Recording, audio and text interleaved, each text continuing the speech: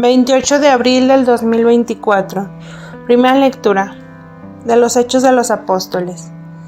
En aquellos días, llegado Pablo a Jerusalén, trataba de juntarse con los discípulos, pero todos le tenían miedo, porque no se fiaban de que fuera realmente discípulo.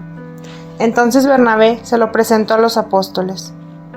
Saulo les contó cómo había visto al Señor en el camino, lo que le había dicho y cómo en Damasco había predicado públicamente en nombre de Jesús.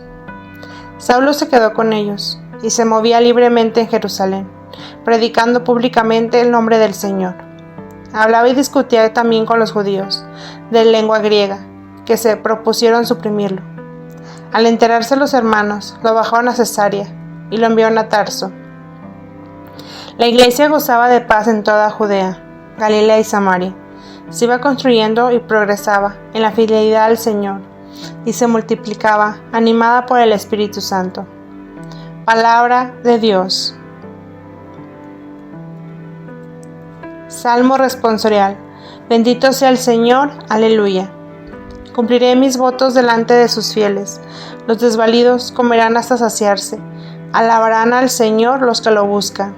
Viva su corazón por siempre. Bendito sea el Señor, aleluya. Lo recordarán y volverán al Señor, hasta los confines del orbe. En su presencia se postrarán las familias de los pueblos. Ante Él se postrarán las cenizas de la tumba. Ante Él se inclinarán los que bajan al polvo. Bendito sea el Señor, aleluya. Me hará vivir para Él, mi descendencia le servirá. Hablarán del Señor a la generación futura. Contarán su justicia al pueblo que ha de nacer, todo lo que hizo el Señor. Bendito sea el Señor, aleluya. Segunda lectura de la primera carta del apóstol San Juan. Hijos míos, no amemos de palabra y de boca, sino de verdad y con obras. En esto conoceremos que somos de la verdad y tranquilizaremos nuestra conciencia ante Él, en caso de que nos condene nuestra conciencia. Pues Dios es mayor que nuestra conciencia y conoce todo. Queridos, si la conciencia no los condena, tenemos plena confianza ante Dios, y cuando pidamos lo recibimos de Él, porque guardamos sus mandamientos y hacemos lo que le agrada. Y este es su mandamiento, que creamos en nombre de su Hijo Jesucristo, y que nos amemos unos a otros, tal como nos lo mandó. Quien guarda sus mandamientos permanece en Dios, y Dios en él. En esto conocemos que permanece en nosotros, por el Espíritu que nos dio. Palabra de Dios.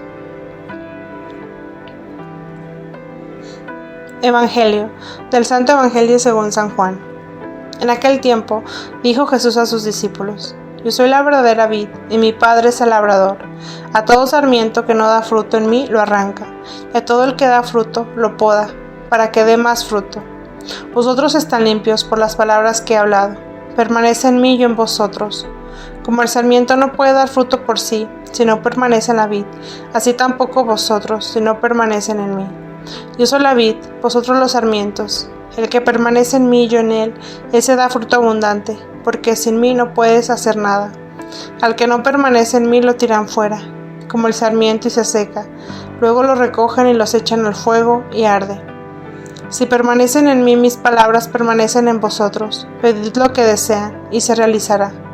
Con esto recibe gloria a mi Padre, con que des fruto abundante. Así serán discípulos míos. Palabra del Señor.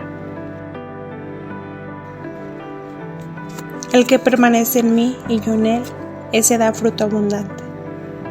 En el capítulo 15, San Juan constituye uno de los discursos de despedida que Jesús pronunció en la última cena, antes de ser arrestado.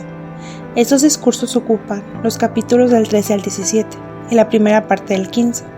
Subraya la importancia de adherirse a Cristo y de formar una comunidad muy unida, y cuyos miembros se unen unos a otros.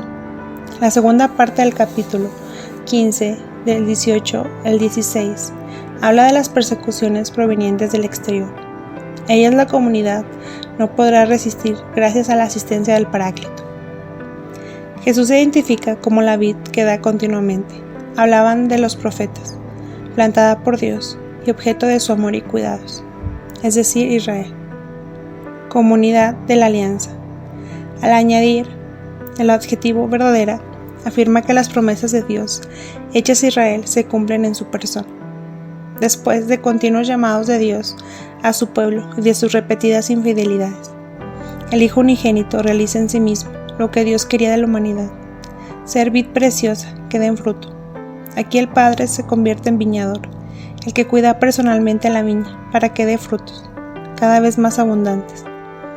De este modo se caracteriza mejor la relación personal que se estipula en la alianza. Jesús especifica: el sarmiento que permanece en mí. Estos injertos tienen vida solo cuando están unidos a la vid, y la vid es Jesús, por lo que es fundamental permanecer unidos a Él. Los verbos cortan y podan describen las actividades del viñador que condicionan la fecundidad de la planta.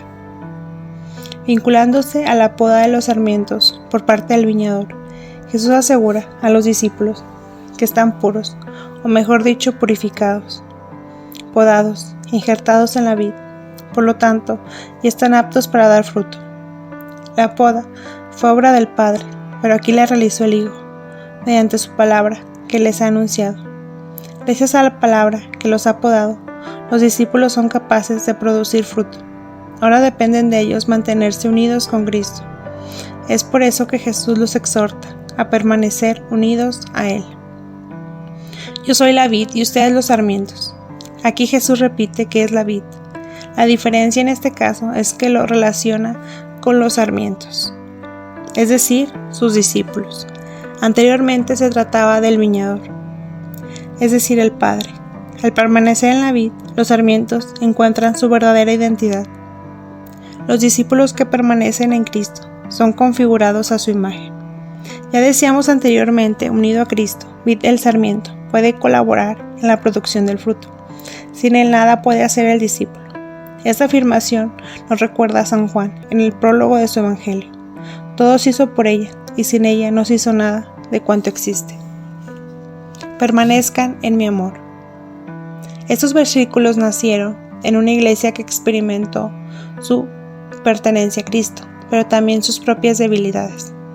Los cristianos que vivían fuera de la ciudad santa corrían el peligro de no perseverar en la fe, de ser frágiles ante las persecuciones. Las comunidades de San Juan estaban bajo una gran opresión por parte de la sinagoga. Los sarmientos que se desprendían eran los cristianos de origen judío que regresaban a su antigua fe. Pero no podemos pensar que estos discípulos sean solo para ellos. Concierne por supuesto a los cristianos de todos los tiempos. Él permanece se refiere a las palabras de Jesús. Sus palabras deben permanecer en nosotros. Esto quiere decir, debemos escucharlas, meditarlas, guardarlas en el corazón, lo que el Maestro dijo a sus discípulos y hoy nos dice a nosotros. En la lectura del libro de los Hechos de los Apóstoles, encontramos a Saulo, que habiendo llegado a Jerusalén, intenta unirse a los apóstoles, pero le tienen miedo porque no creen que sea de verdad un discípulo que se ha convertido. Vemos entonces la actitud de un auténtico seguidor de Jesús. Bernabé lo lleva consigo, lo conduce ante los discípulos y les cuenta cómo durante el camino a Damasco había visto al Señor y lo que había sucedido ahí. De esta manera pudo permanecer con ellos. San Juan nos recuerda cómo Dios no es solo justo y estricto, sino que es un Padre lleno de amor, que cuida de cada uno de nosotros, sus hijos, porque tiene un gran corazón.